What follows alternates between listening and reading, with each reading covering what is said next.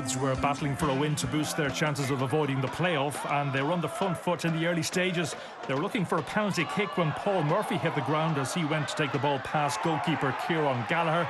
The Harps players were not impressed, and they made sure he knew. Murphy seemed to go over too easy and was duly booked for diving by referee Rob Harvey. Gallagher was to prove to be a key player for Harps as the game went on. Here he was in hand to push John Bonner's long-range free out for a corner. Harps had a glorious chance to go ahead. Sean Houston's initial header looked set to be turned in by Packy Maley, but he somehow missed from close range. No doubt he was wondering what might have been as Harps made the long trip home. Wexford hurler Lee Chin has impressed for Youths since joining earlier this season, and he almost set up a league goal for Danny Furlong.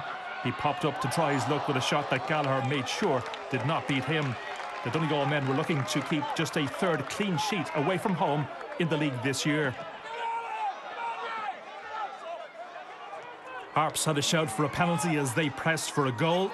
Adam Hanlon was sent crashing to the deck inside the penalty area. But despite the protests of their dancing manager, Ollie Horgan, nothing was doing. Hanlon was the meat in the sandwich between Craig McCabe and Chris Kenny, but Youths escaped.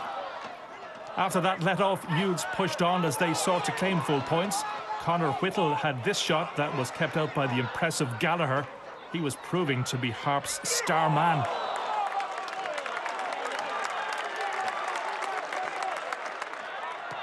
Harps seemed to be tiring as the second half wore on, and the Youths were anxious to capitalise. Murphy was at the far post to unload a shot, but luckily for Harps, his effort cleared the crossbar. It was his best chance of the game.